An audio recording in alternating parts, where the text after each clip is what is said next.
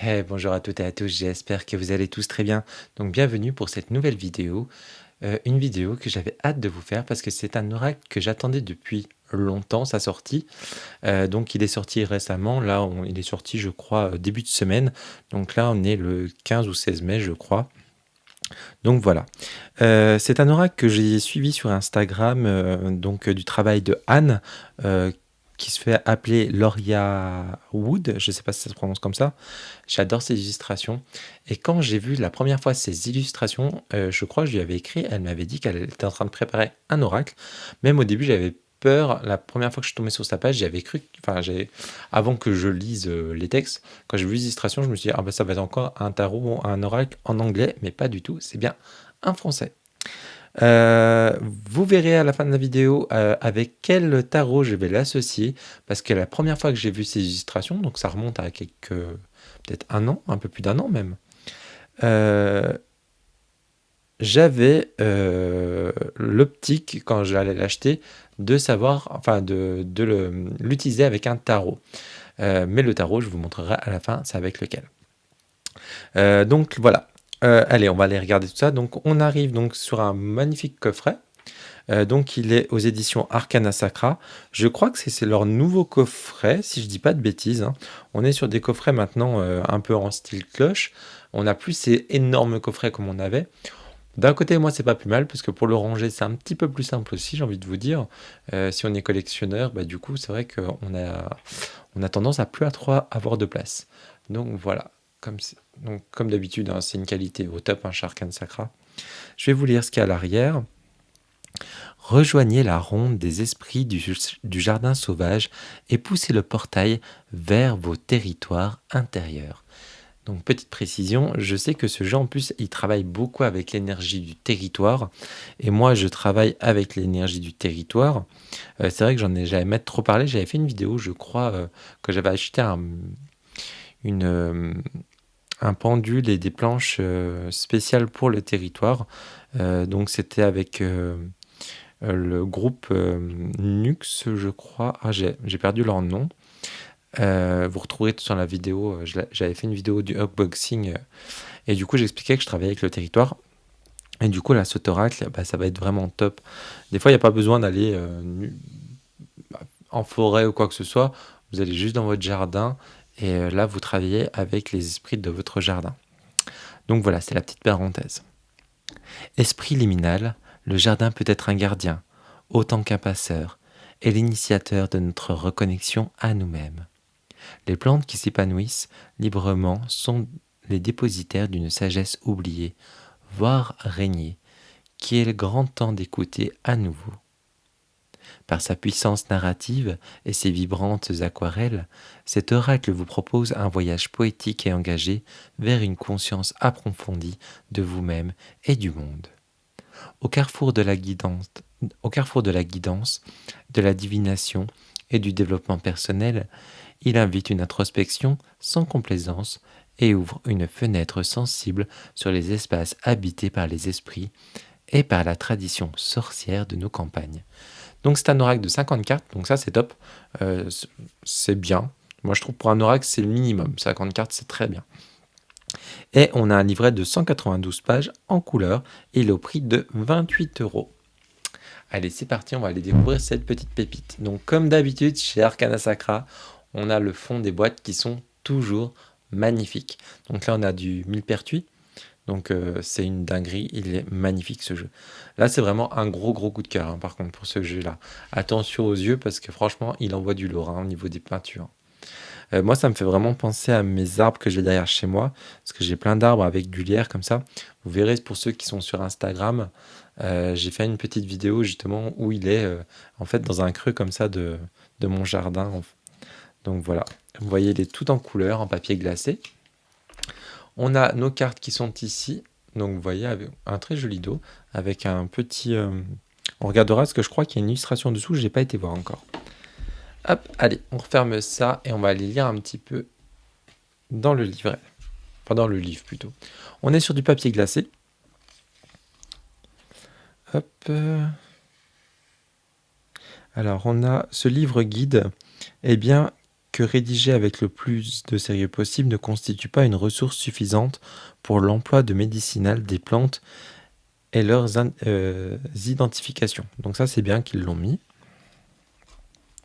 Alors, attendez, je vais décaler ça, comme ça on va bien voir. On a une belle illustration avec un lapin, et moi ça me parle énormément. Pour ceux et celles, je l'avais déjà dit, je crois, dans quelques vidéos, depuis que j'ai fait construire ma maison, il y avait des lièvres qui ont squatté mon jardin. Enfin, squatté mon jardin, c'est pas mon jardin, on va dire, hein. C'est le jardin à eux aussi, hein. C'est vraiment... Voilà, je partage parce qu'ils étaient sûrement là avant moi, hein, c'est même sûr. Et donc, ils ont fait un terrier qui était en dessous de ma fenêtre de chambre. Donc, c'était rigolo, j'ai trouvé ça bizarre que bah, du coup, des lièvres soient si proches de l'humain.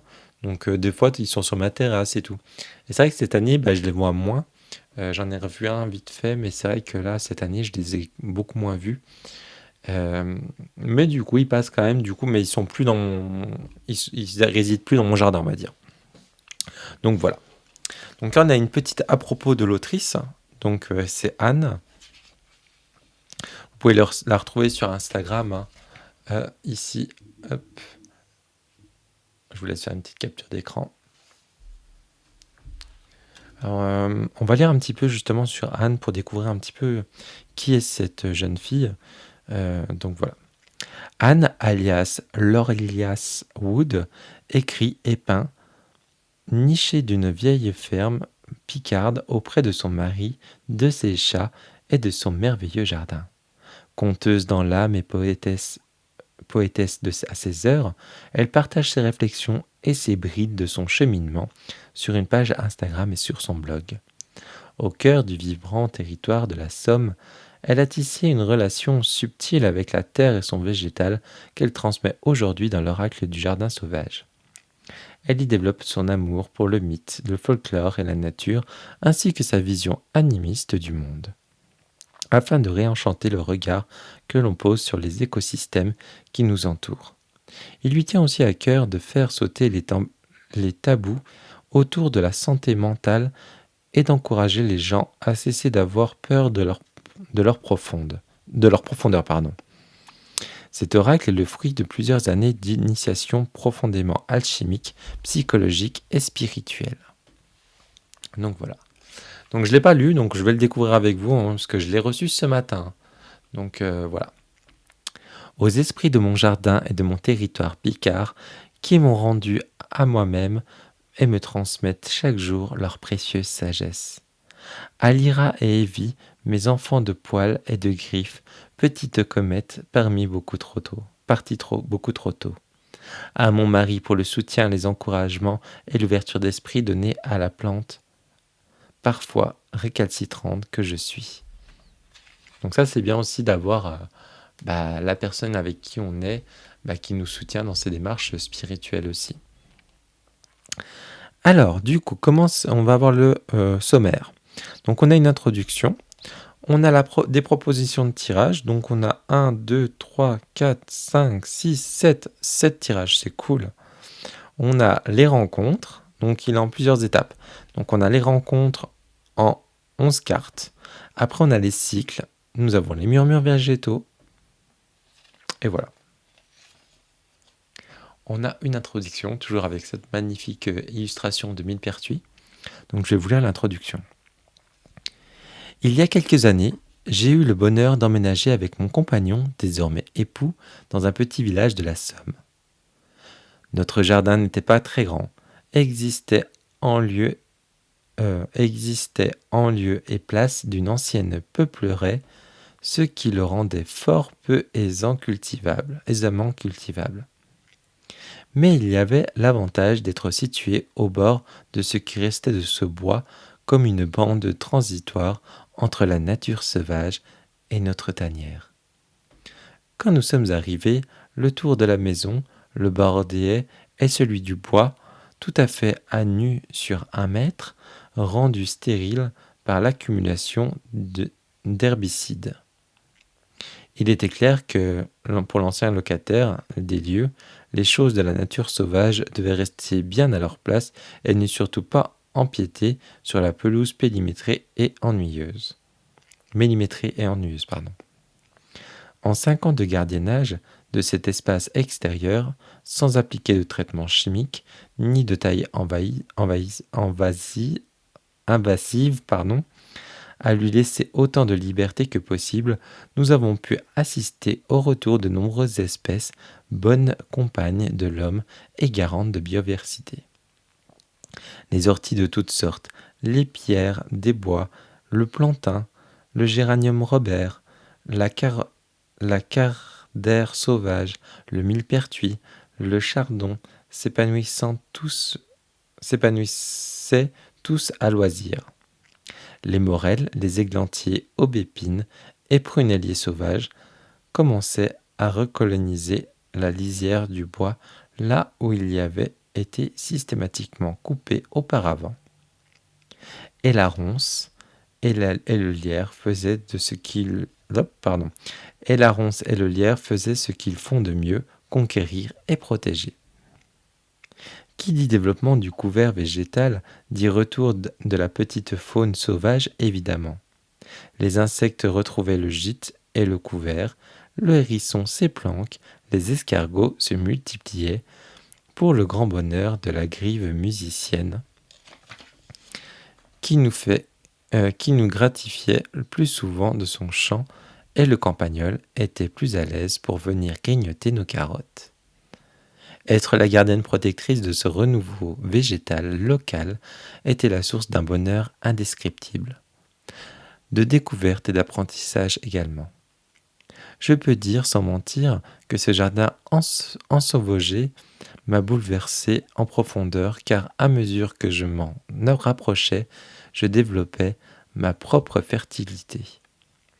Plus j'aimais la nature sauvage, plus j'aimais ce qui est en moi, n'était pas lisse, ni rangé, ni défini, ni encore moins dompté. Ce qui n'était pas lumineux aussi, car la lumière bien pensante à tout prix dans nos sphères spirituelles, comme ailleurs, procède de la même obsession que celle qui pousse à tailler les buissons en forme de carré et systématiquement arracher les mauvaises herbes et empoisonner les campagnols. Et puis nous avons déménagé. Nous sommes aujourd'hui les propriétaires protecteurs d'un autre lieu de vie, doté d'un autre jardin qui, quoique différent, est enseignement tout aussi merveilleux que le précédent. Avant notre départ, hélas, il fut exigé que nous nous remettions en l'état les extérieurs. Ceux-ci ont été nettoyés dans la limite de ce que nos valeurs permettaient. Mais nous fûmes, comme nous y attendions, sermonnés par le propriétaire qui repassèrent derrière nous en dépit de notre intervention. Les buissons furent rabattus en pleine période de nidification, les framboisiers et nombre de plantes et arbustes furent arrachés. Retour à l'aspétisation d'un jardin pelouse duquel rien ne doit dépasser. Tout dans le discours de ces propriétaires était caractéristique d'une peur d'être envahi et dérangé. Le champ lexical du nettoyage de la saleté employé par eux, comme par d'autres, avec qui puis échanger, en dit long sur le bon nombre de gens qui pensent encore de la nature, et sur le traitement qu'ils peuvent infine appliquer à eux-mêmes. Donc c'est vrai que là, je reviens sur... moi, quand je suis arrivé chez moi, quand j'ai acheté mon terrain, c'est vrai qu'il était envahi de ronces. Et il y a un espèce au fond de mon jardin, c'est un petit peu sauvage. Il y a des arbres, des vieux arbres, il y a plein de gui, il y a énormément de gui. Il y a plein de lierre et tout. En fait, j'ai tout nettoyé, tout ce qui était ronce, que je pouvais pas laisser comme ça. Mais par contre, j'ai laissé tout ce côté sauvage. Et il y en a plein qui me disaient, il faut couper les arbres et tout. Ils m'ont dit, ils sont à moitié morts et tout. Et pas du tout. En fait, quand j'ai tout nettoyé, les arbres, ils ont repris. En fait, ils ont commencé, on aurait cru qu'ils n'arrivaient plus à respirer parce qu'ils étaient vraiment emmitouflés de toutes ces ronces. Et ils étaient en train de mourir, tout simplement. Et quand j'ai tout nettoyé, en fait, l'année d'après, en fait, les arbres se sont remis en fleurs. Et du coup, en fait, j'ai découvert que j'avais un noisetier, J'ai des prunes sauvages, justement. J'ai aussi un églantier, je crois, on appelle ça. C'est vrai que je suis pas très très fort en plantes. Et donc, c'est super beau parce que le printemps, c'est tout en fleurs et tout. Bah, donc, je suis content et c'est mon petit endroit, c'est mon petit coin des fées du territoire, justement. Je leur ai mis des petites cabanes, des petites lumières, des petits champignons. Voilà, j'ai créé un petit espace un petit peu tout mignon et j'adore y aller au fond là-bas. Donc voilà, j'ai bien fait de pas tout nettoyer. Enfin, j'ai bien fait de tout nettoyer et pas tout couper, justement, comme tout mon entourage me disait. Donc voilà, la petite parenthèse. Du coup, là, on a entretenir la psyché, se reconnecter avec le sauvage et revenir avec le territoire. Alors, je vais peut-être pas tout vous lire. Je vais vous lire se reconnecter avec le sauvage, tiens. J'ai eu 2 lapines. Lorsque je les sortais au jardin, j'assistais toujours à quelque chose de fascinant. Je les voyais, mes enfants, éprises de liberté, insatiables de curiosité. Elles avaient dans leur mémoire ancestrale des souvenirs de courses sauvages, de fuites éperdues et de jeux sans fin. Tout les effrayait et puis rien. Elles se souvenaient de leurs pattes dépliées sur les coulées vertes, des kilomètres avalés du vent dans leurs poils, de l'odeur de la terre, et je suis comme elles. Elles étaient, paix à leur âme. Quand j'approche de la nature sauvage, des souvenirs plus vieux que le sang montent dans mon ventre, vers mon cœur, car le corps n'oublie pas d'où il vient. Pourtant, notre société humaine, moderne, travaille d'arrache-pied à cette amnésie en voulant nous faire croire que la nature sauvage est un corps étranger, une menace invasive. Le divorce est consommé depuis si longtemps qu'on a oublié notre course d'enfant, notre curiosité naturelle et sans borne pour le vivant. La représentation du sauvage, c'est la représentation de nos instincts et de nos questionnements, d'un savoir différent que l'on dévalorise et qu'on le moque parce qu'il ne peut être ni formaté ni contrôlé par ce qui est autonome et souverain. Pour se reconnecter avec le sauvage, il faut embrasser la nature dans tout ce qu'elle est, l'expérimenter dans ses extrêmes comme dans ses franges, en toute saison et en tout temps. Il faut également questionner et déconstruire ce que l'on a appris volontairement ou passivement à la société humaine dans laquelle on a grandi. C'est un travail titanesque et souvent inconfortable, mais la réintégration du sauvage se fait par la courtise de cette autonomie et de cette souveraineté. Nous restons des êtres sociaux et nous avons besoin de l'autre pour nous épanouir. Réintégrer le sauvage ne procède donc pas la séparation avec la société, mais le rééquilibrage. Le jardin est la zone tampon qui illustre parfaitement cette cohabitation. Si on lui laisse jouer ce rôle, il est un espace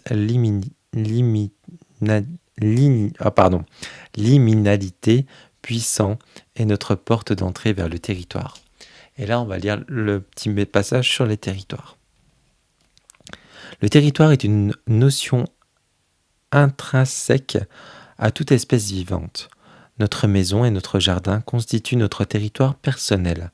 C'est là où nous vivons, avec un sentiment de propriété et de réserve sur ce qui nous entoure.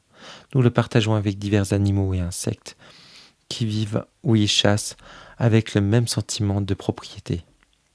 Nous le partageons aussi avec des herbes, des fleurs, des arbres et des pierres, des points d'eau, et dans une vision animiste du monde avec un certain nombre d'esprits. Nous ne pouvons nous séparer d'eux. Réintégrer le sauvage, c'est réintégrer cette notion cruciale. Nous faisons partie d'un écosystème. Celui de notre territoire, nous ne sommes pas meilleurs, mais nous ne sommes pas supérieurs.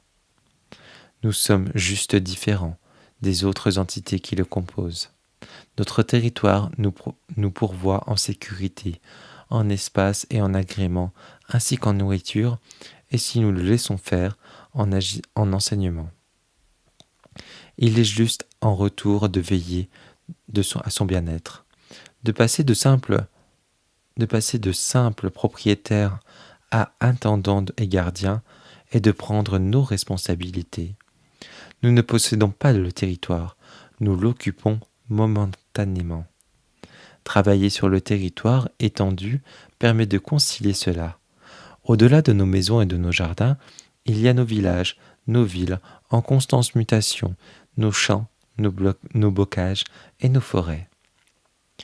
Il y a nos régions, riches d'histoire et de traditions, façonnées par la topographie des lieux et par des cohabitations avec les esprits auxquels nos ancêtres croyaient. Le jardin est un sas vers ce territoire étendu, par une barrière enfermant la boîte dans laquelle nous vivons. Son esprit de lieu peut être gardien autour d'un passeur, l'initiateur de notre reconnexion à nous-mêmes. Il est peut-être aussi un animal blessé qui vient à nous pour trouver un refuge. Je suis complètement d'accord par rapport à ce qu'elle dit sur le territoire. Franchement, j'adore cet oracle. Il correspond vraiment à ce que je pense, à ce que je vis. Pour vous dire, chez moi, mon jardin, en fait, j'ai pas de portail, euh, j'ai pas de grillage. Tous mes voisins, ils ont des grillages et tout. Moi, c'est tout ouvert.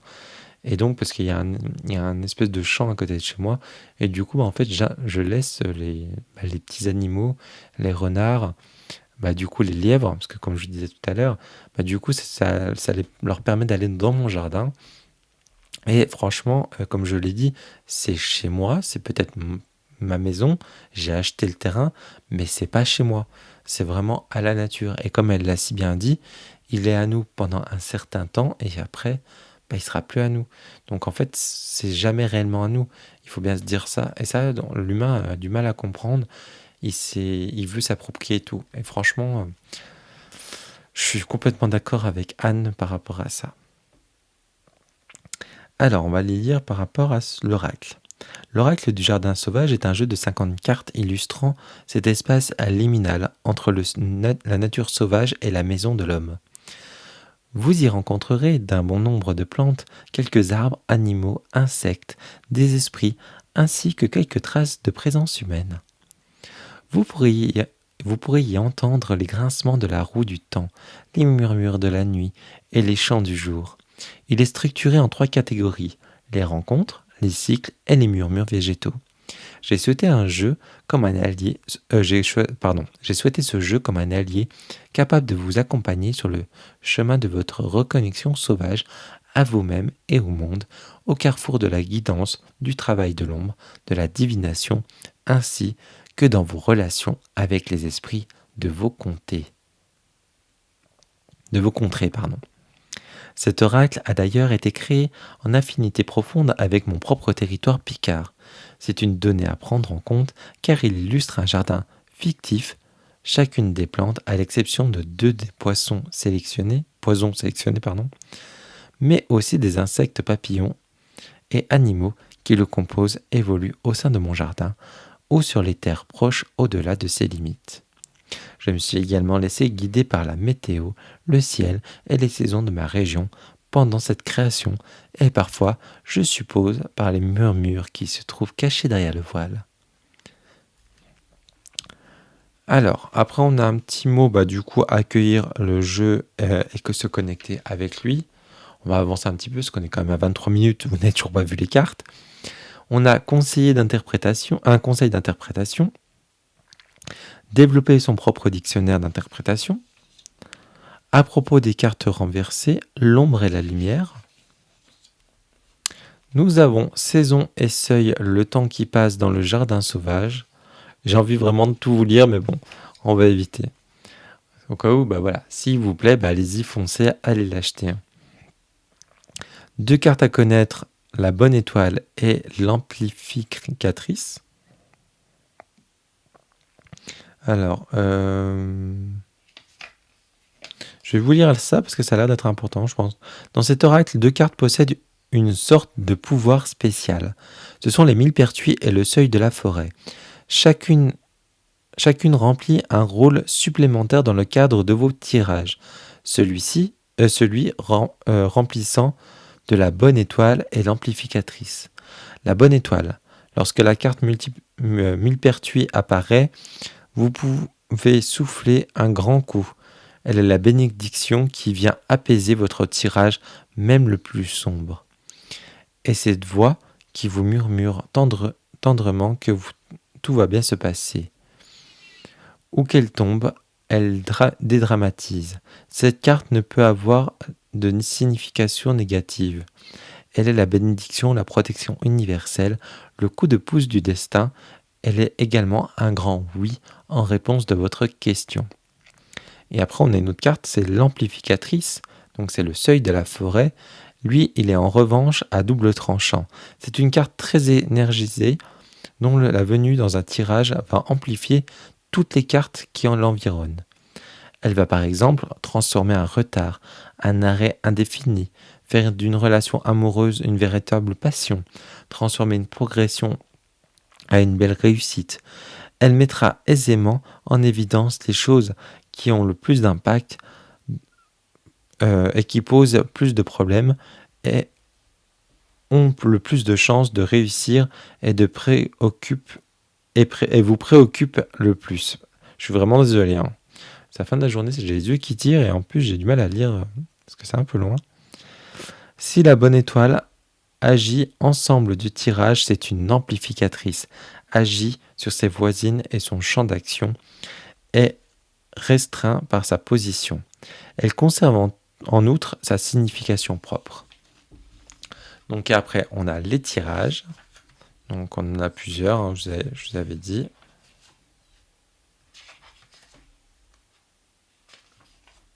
Et après, donc là on arrive dans les rencontres.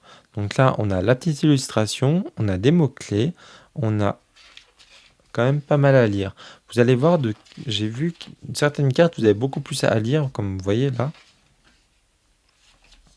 Voilà. Je crois qu'à la fin, j'ai cru voir qu'il y avait un tableau.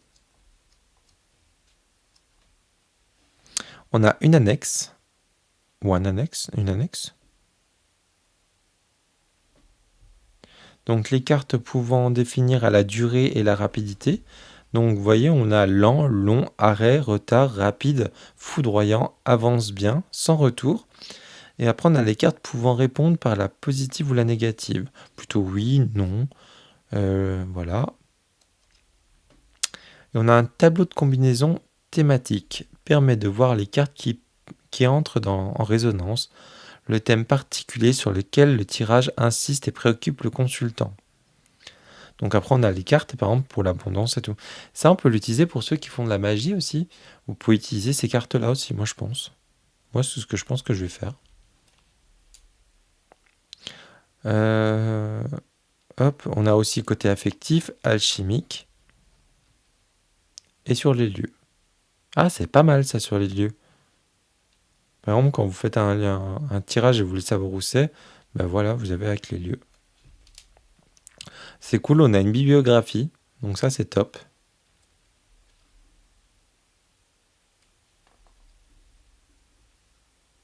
On a un petit mot derrière. Morcelé, clairement-c'est, ma grande forêt ligotée, un mur dressé entre vous et moi, un mur sur lequel rien ne croit, entre votre âme et mes chants, entre vos morts et les miens, morceau poétique perçu sur mon territoire. C'est vraiment beau. Donc voilà. Allez, on va aller voir maintenant les fameuses cartes. Alors, on a un petit... hop. Et on va aller voir quand même dessous. Qu'est-ce qui s'y cache? Parce que chez Arcana Sacra, on a toujours... Waouh! C'est magnifique. Elles sont vraiment belles, leurs boîtes. Chaque fois, ils font un travail exceptionnel. Franchement, Arcana Sacra, vous êtes fort là-dessus. Hop.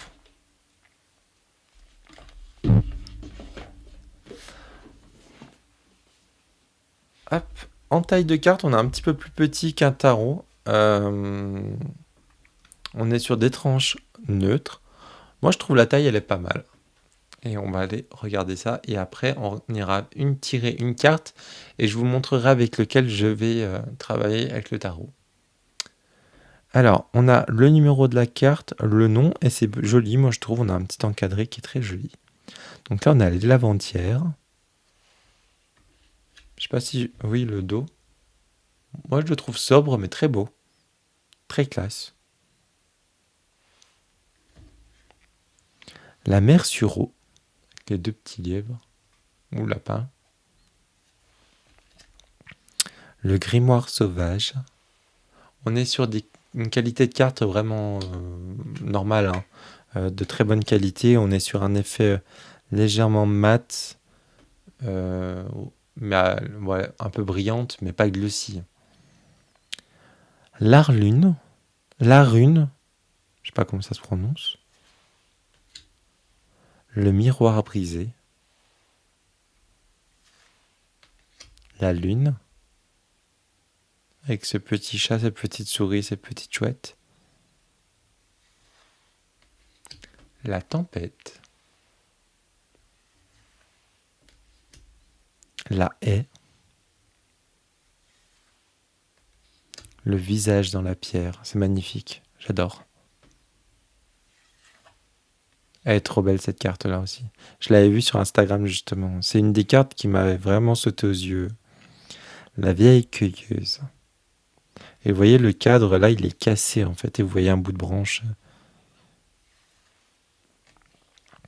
La bête. Ah, attendez alors. Ah, vous voyez. Alors attendez. Là, on avait des cadres. Et vous voyez, arrivé à celle-ci, ça voudrait dire qu'on change d'univers. Et là, on arrive dans les autres cartes. Je sais plus le nom. La bête. Le seuil de la vie. Le printemps. Le seuil de la forêt. L'été. Le seuil du foyer. L'automne. Le seuil de la mort. Elles sont magnifiques ces cartes. L'hiver.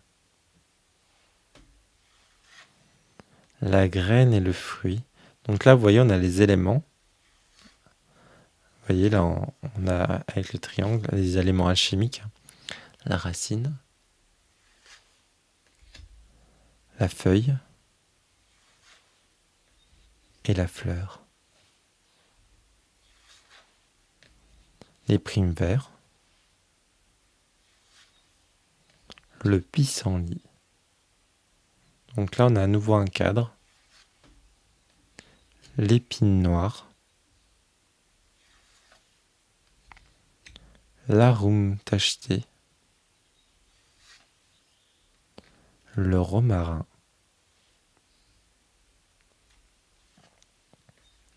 Les bruyères. L'ellébore noir. La belladone. L'aconite. L'aquilée millefeuille.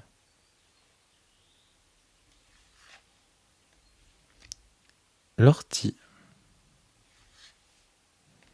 L'aubépine. Ah pareil, j'ai de l'aubépine aussi chez moi. Justement, au fond de mon jardin, j'en ai plein même. Le rosier sauvage. Le millepertuis. L'armoise. La joue-barbe des toits. La lavande. Elles sont magnifiques ces illustrations, elles sont vraiment très très belles, hein. La sauge pourpre.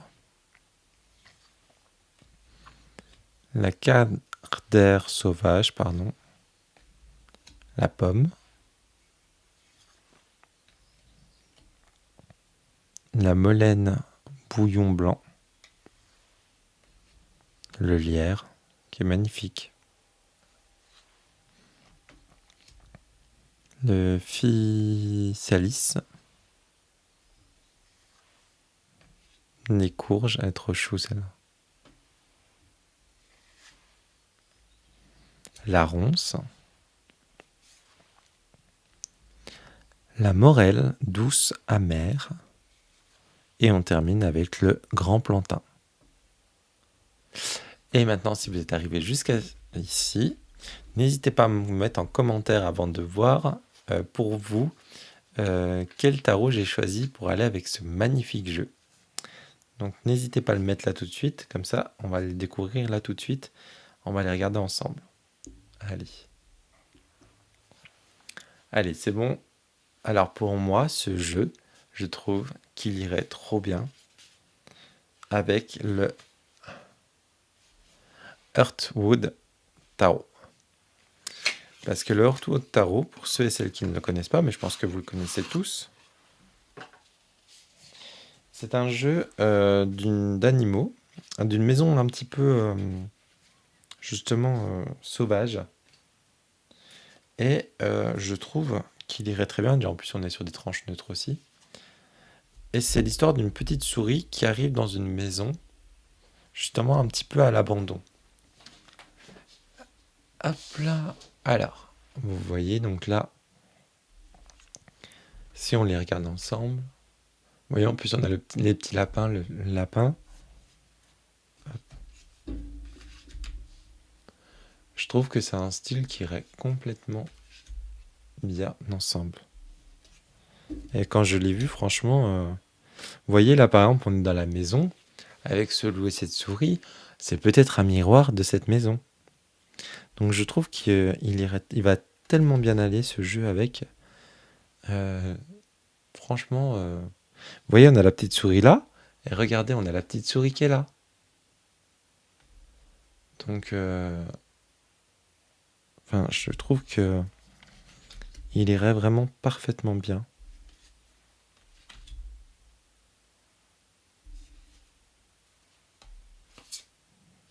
Oui, hop.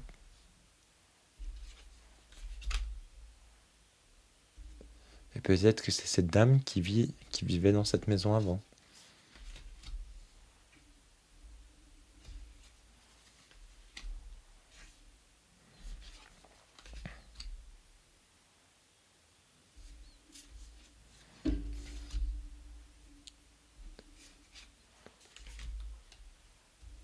Moi, je trouve vraiment cette carte de la mort, elle est magnifique. Elle est triste, mais elle est très très belle. Vous voyez là, on a peut-être la porte de ce fameux manoir, enfin cette vieille maison.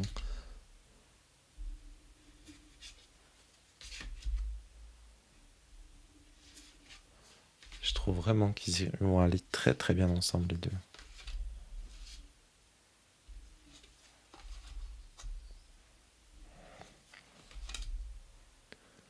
Bon, je vais un peu vite, parce que vous avez vu les cartes, mais j'avais vraiment envie de vous montrer.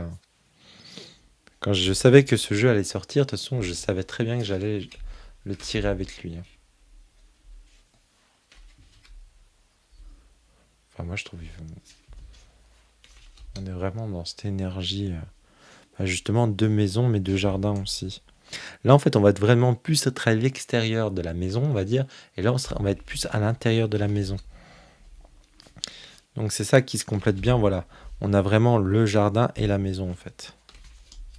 Vous voyez, avec ces petites framboises et tout.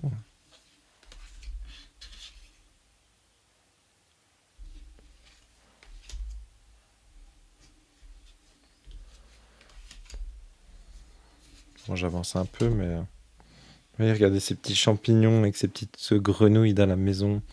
C'est tout mignon.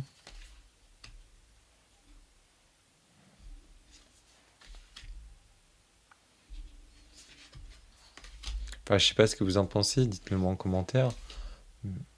Mais moi, je trouve vraiment ils vont vraiment bien ensemble.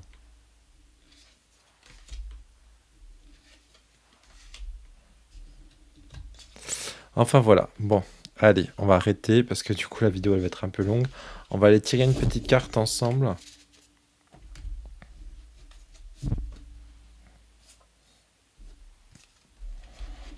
de cet oracle, de ce magnifique oracle. Allez, un petit message, hop, pour ceux et celles qui regardent cette vidéo. Oh, et ben voilà, il y a celle-ci qui est tombée. On va aller voir ce que c'est. Alors, l'armoise. Alors, je vais la mettre là pour que vous puissiez bien la voir. Donc, c'est bien ce qu'elles sont numérotées. Donc, 38.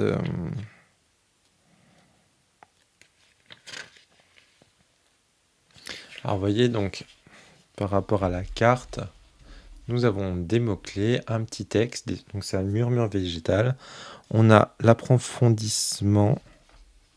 Et après, on a des questions, justement, à se poser pour faire un petit peu de shadow work, je pense. Alors, les mots-clés. Donc, puis on a le nom aussi en latin, je crois. Artemisia vulgaris. Donc, au niveau des mots-clés. Donc là, on est sur le rêve, le voyage, l'envol de l'esprit, la chasse, la traque onirique, la lune, la manifestation créatrice et l'espace sauvage. Donc, et on a ces fameux papillons de nuit qu'on retrouve sur la carte. Je vais mettre la carte là. Voilà. Je vais vous lire le petit murmure. La nuit défile dans mon sillage, le vent s'engouffre dans ton pelage. Bête onirique, tu dévales, au son des sorcières cavalcade. Nous chevauchons sous la bannière des indomptées chasseuses mythiques. Je suis de leur traque sanguinaire, la bride argentée et magique. Ma ceinture puissante t'appelle, entends son sauvage gospel. Fan laine éthérée, tu dessines la carte nocturne de ton ciel. Nous brodons les fils, l'acte sang de l'autre monde à celui-ci, car je suis des marcheurs de rêve, la grande accoucheuse des récits. Alors déjà, moi, le fil, quand elle parle de nous brodons le fil, moi, ça me parle énormément. Vous le savez, pour ceux qui ont l'habitude de me suivre. Alors, on va lire maintenant l'approfondissement. La nuit peint dans le ciel étoilé un étrange et merveilleux spectacle coloré. Seul sur son...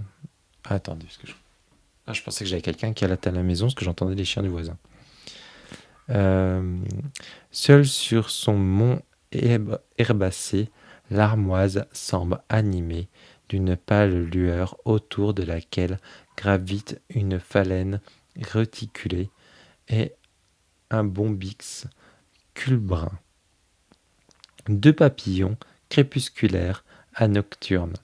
Son feuillage à doigts argentés scintille sous une lune bientôt éclipsée.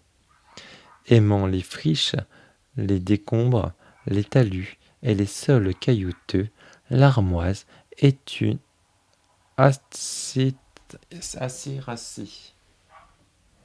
commune de nos régions. Son usage médicinal et sorcier remonte à très longtemps et à la paléobotanique a pu relier au brassage de la bière aux environs 3000 avant notre ère. Tous nous s'accordent à le qualifier de plante des femmes de par ses nombreuses applications dans le traitement des règles difficiles, douloureuses, irrégulières et dans celui des troubles de la ménopause. Elle est également abortive et permet, le moment venu, de faciliter l'accouchement. Stimulante des fonctions digestives, elle est fébrifuge, anti-inflammatoire et insectifuge. On lui prête également des qualités dites onirogènes, c'est-à-dire qu'elle est réputée